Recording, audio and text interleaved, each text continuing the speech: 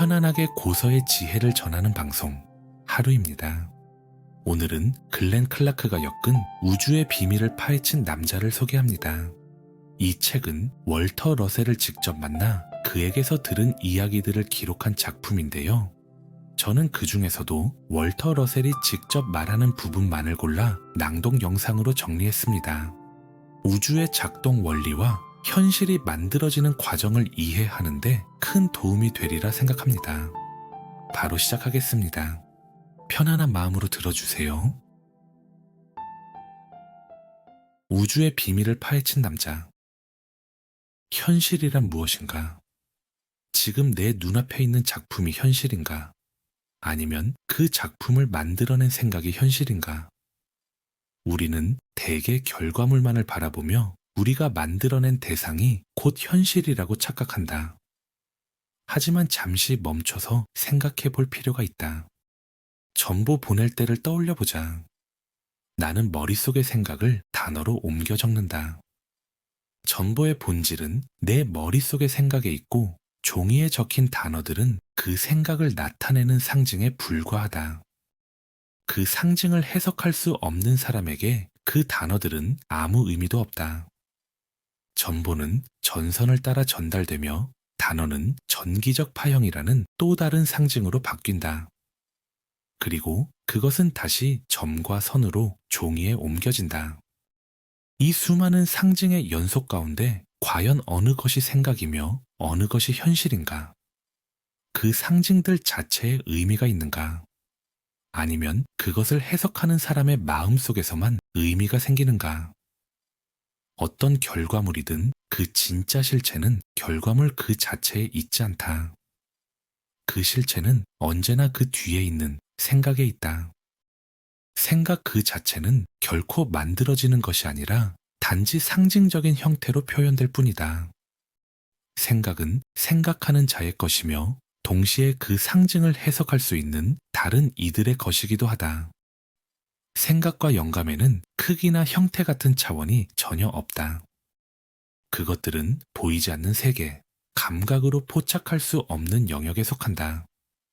당신과 내가 만들어내는 보고 만지고 사고 팔 수 있는 모든 것은 그 자체로는 아무 의미가 없다. 그 의미는 오직 창조자가 자신의 생각을 전달하는 능력과 그것을 받아들이는 사람이 그 빛을 자신의 의식에 비출 수 있을 때 비로소 생겨난다. 그러므로 모든 것의 진짜 실체로 돌아가려면 반드시 생각의 세계로 되돌아가야 한다. 생각의 에너지가 모든 것의 원인이며 눈에 보이는 결과물은 단지 그 효과일 뿐이라는 사실을 알기 전까지 사람은 결과에 묶여 그 한계 안에서만 살게 된다. 그는 모방의 세계에 속하게 되고 그 세계를 벗어나지 못한다. 모방하는 사람의 배움은 흉내 내는 데서 끝난다. 다른 사람에게 기대고 베끼지만 창조하지는 못한다. 그러나 이 원리를 진정으로 이해하고 그에 따라 살아가는 사람은 생각의 파동을 통해 자신의 지식을 움직여 마음속에 그린 것을 역동적인 생각의 형태로 표현함으로써 창조한다. 그는 자신이 실제로 창조하는 것은 오직 형태뿐이라는 사실을 깨닫는다. 그리고 그 형태가 자신의 영감 어린 생각이 지닌 균형과 리듬에 충실하다면 그것은 참된 균형과 참된 리듬을 가진 진정한 형태가 되어 다른 사람들에게도 그 진실을 전한다. 이렇게 생각하는 사람은 어떤 일을 시작하기도 전에 자신의 결과물이 이미 완성도 높은 창조물이 될 것임을 안다. 이 진리는 발명이나 그림뿐 아니라 하나의 판매에서도 똑같이 적용된다. 생각의 에너지란 생각을 형태로 기록하는 데 사용되는 힘을 뜻하지만 그 에너지 자체가 생각은 아니다. 마찬가지로 생각의 파동이란 생각이 빛의 형태로 기록되는 원리를 가리키는 말일 뿐 그 파동 자체가 생각은 아니다. 생각의 형상이란 우리가 사는 이 객관적 우주를 이루는 결과물의 형태를 말하지만 그 형태 또한 생각 그 자체는 아니다. 어떤 표현도 그것이 표현하는 대상 그 자체는 아니다. 연극은 극작가가 아니고 물감은 그림이 아니며 단어는 시가 아니고 시는 시인이 아니다. 같은 맥락에서 창조는 창조주가 아니며 창조란 창조주의 생각일 뿐이다. 그리고 창조주의 생각조차도 창조주 그 자체가 아니라 그의 확장이며 그의 이미지이고 전지, 전능, 편재함을 표현한 것일 뿐이다. 이러한 이유로 우리는 흔히 우리의 몸을 진짜 나라고 생각한다. 그러나 몸은 우리의 상상이 만들어낸 결과물일 뿐이다. 몸은 고요한 바다에서 물결이 일어나듯이 의식에서 솟아나는 생각의 파동에 의해 움직이는 하나의 기계다. 그 생각의 에너지는 뇌에 집중되는데 이는 넓게 퍼진 빛이 렌즈를 통해 한 점으로 모여 강렬해지는 것과 같다. 집중된 빛이 마침내 불을 붙일 수 있을 만큼 강해지듯이 우리는 그렇게 몸에 집중된 감각 때문에 공간 전체에 깃든 보편적 지성을 느끼게 된다. 그리고 그 감각이 우리를 속여 몸이 곧 나 자신이라고 믿게 만든다. 하지만 그것은 사실이 아니다. 몸은 나를 통과해 흐르는 생각을 표현하기 위해 만들어진 하나의 기계일 뿐이다. 그것은 음악가가 자신의 상상을 표현하기 위해 사용하는 피아노와 같은 도구다. 피아노가 음악가가 아니듯이 몸 역시 나 자신은 아니다. 내 안을 흐르는 생각은 결코 만들어지는 것이 아니다. 그 생각은 우주에 속해 있으며 내가 만들어내는 것은 오직 그 생각의 형태뿐이다. 영원한 생각이 외적인 형태로 드러나는 과정은 5가지를 통해 이루어진다. 겸손과 경외, 영감과 깊은 목적, 그리고 기쁨이다. 위대함은 재치나 요령으로 얻어지지 않는다. 자신을 잃는 법을 배우기 전까지는 결코 자신을 찾을 수 없다. 혼자 힘으로 자신을 확장할 수는 없다. 먼저 자신을 나누고 모든 일을 사랑하는 자리로 내려가야 한다. 그럴 때 비로소 사려 깊은 생각과 헌신을 통해 나는 나 자신을 모든 사람 안에 두게 된다. 개인적 자아는 반드시 억제되어야 하며 그 자리는 보편적 자아로 대체되어야 한다. 부분이 되려 하지 말고 전체가 되어야 한다. 나라는 감각은 잊혀져야 한다. 나 역시 그 단계를 거쳤고 모든 사람은 반드시 그 과정을 지나간다. 나는 한때 위대함만이 가치 있는 것이라 믿었다. 그러나 어느 정도 위대함을 이루고 나자 그것만으로는 결코 만족할 수 없었다. 그 너머에 훨씬 더 높은 무언가가 있음을 느꼈고 세상의 찬사와 주목은 자랑이 아니라 오히려 부끄러움으로 다가왔다.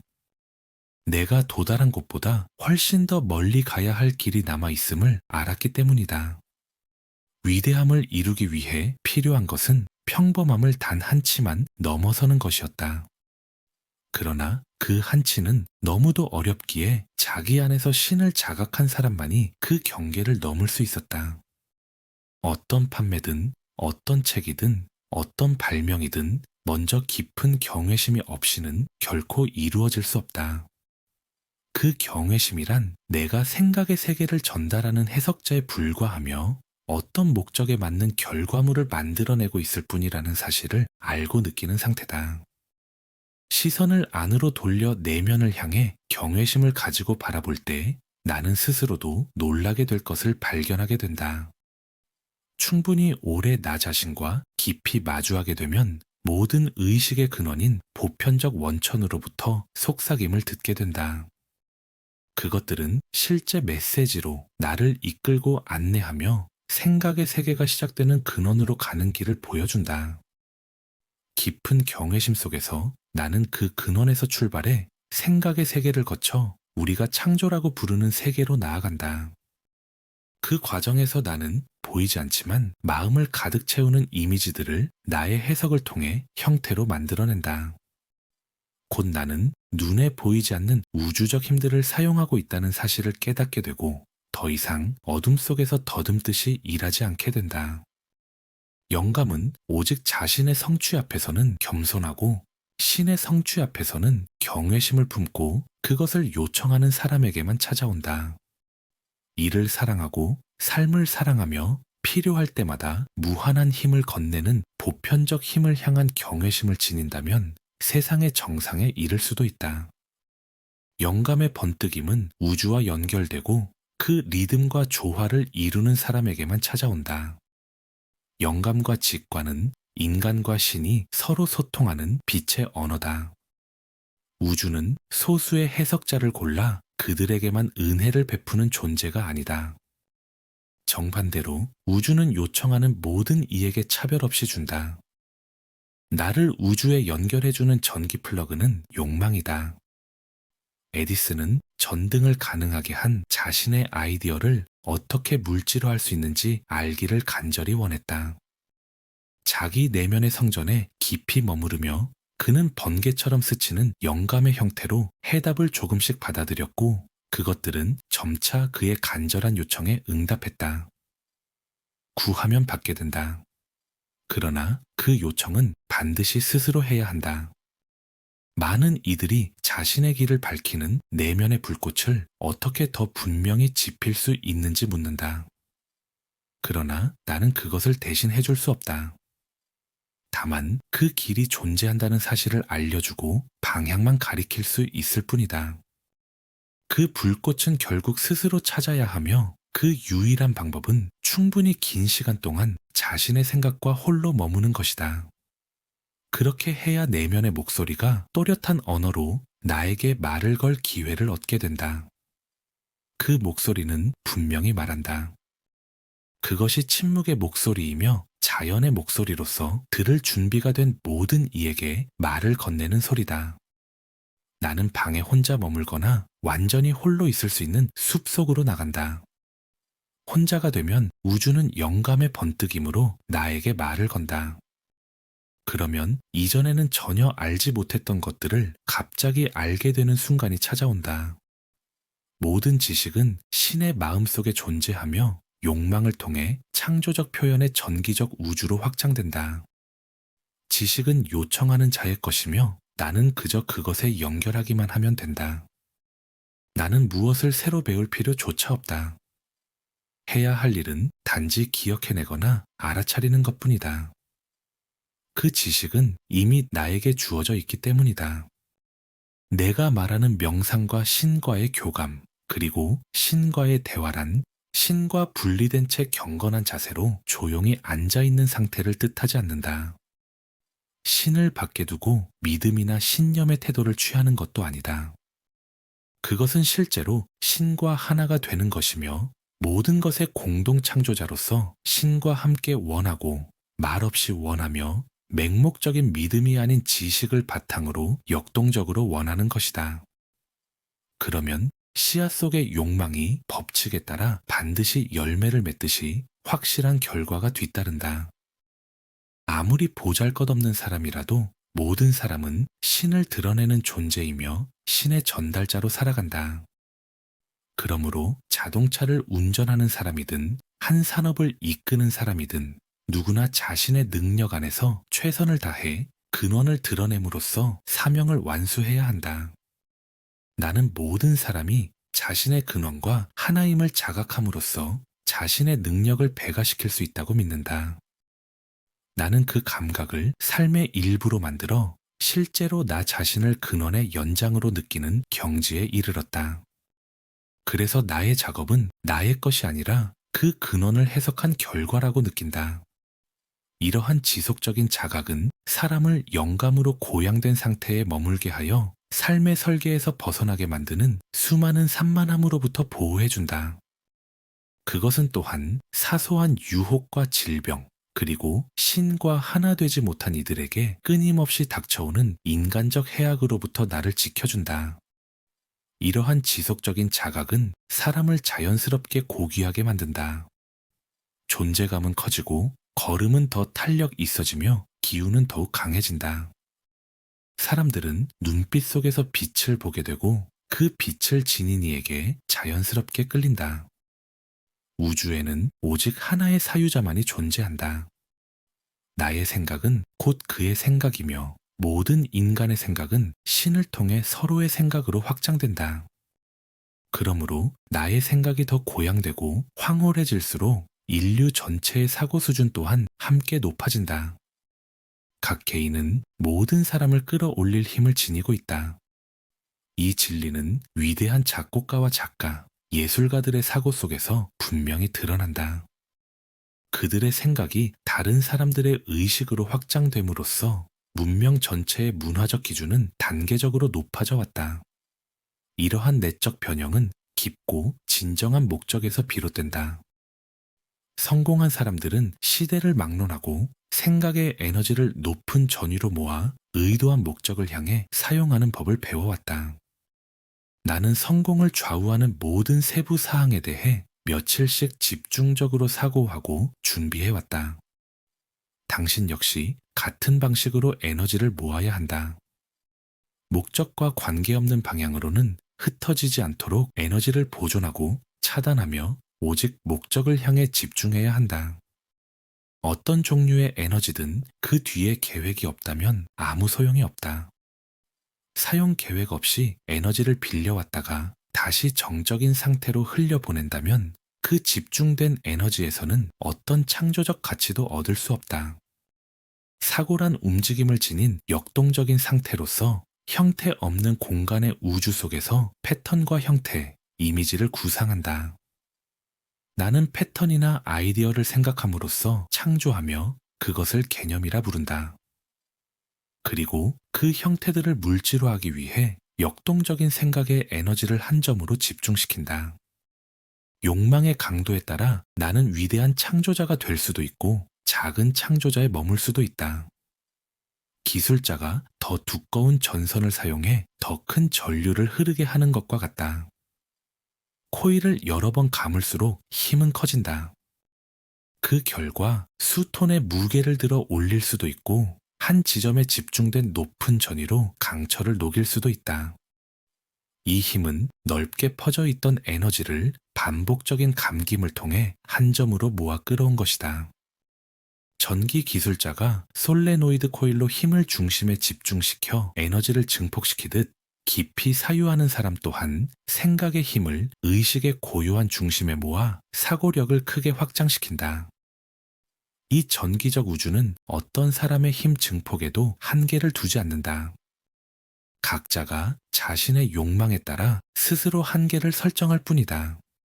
어떤 이는 가느다란 전선처럼 적은 에너지만 모아 약한 전류를 흐르게 하고 어떤 이는 굵은 전선이 된다. 이 진리는 우리가 우주로부터 빌려 쓰는 모든 에너지에 동일하게 적용된다. 에너지는 무한히 존재하지만 내가 어떤 굵기의 전선이 될지는 오직 나 자신이 정한다. 어떤 창조에 모든 생각의 에너지를 쏟아낸 뒤 다시 새로운 생각의 에너지로 나를 채워주는 균형의 원리는 놀랄 만큼 단순한 의식의 성질 안에 숨어 있다. 그것은 기쁨과 행복, 열정과 영감, 직관과 생동감, 그리고 이 모든 것을 정점에서 아우르는 황홀경이다. 성과에서 느끼는 기쁨이 다음 성취를 위한 균형의 에너지를 다시 충전해 준다는 사실은 매우 단순하다. 만약 내 일에서 기쁨이나 행복을 느끼지 못하고 그것을 고된 노동으로만 여긴다면 성취를 만들어낸 에너지는 생명력을 잃으며 방전되고 나는 결국 피로해질 수밖에 없다. 세월이 흐를수록 마음은 끊임없는 에너지 소모로 무뎌지고 몸은 필요 이상으로 빠르게 붕괴된다. 더 큰 활력으로 상승해야 할 시점에 나는 이미 살아있는 시체가 되어버린다. 이것은 전혀 말이 되지 않는 일이며 인간이 자기 자신과 이 무한한 에너지의 전기적 우주와의 관계를 알지 못한 무지의 결과일 뿐이다. 내면의 기쁨이 클수록 생각의 에너지가 다시 충전되는 힘 또한 커진다. 그래서 나는 나의 정의를 마무리하는 단어로 황홀경을 선택했다. 황홀경에 있는 사람은 가장 역동적이면서도 동시에 가장 조용하고 가장 과시하지 않는 존재다. 내가 말하는 황홀경이란 영감을 받은 사람이 깊은 정신적 집중 속에서 지극한 행복을 느끼는 상태를 뜻한다. 그 상태에서는 목적과 무관한 주변의 모든 일에는 거의 의식이 미치지 않지만 목적과 관련된 모든 것에는 극도로 예민하고 생생하게 깨어 있다. 역사상 위대한 작곡가와 조각가, 화가와 발명가, 기획자들은 모두 창조에 몰두하는 시간 동안 이러한 황홀경의 상태에 있었다. 에너지를 저하시키고 시간을 낭비하게 만드는 수많은 사소한 잡음들은 그들의 의식 속으로 들어올 기회조차 얻지 못했다. 내가 말하는 황홀경이란 곧 내면의 기쁨이다.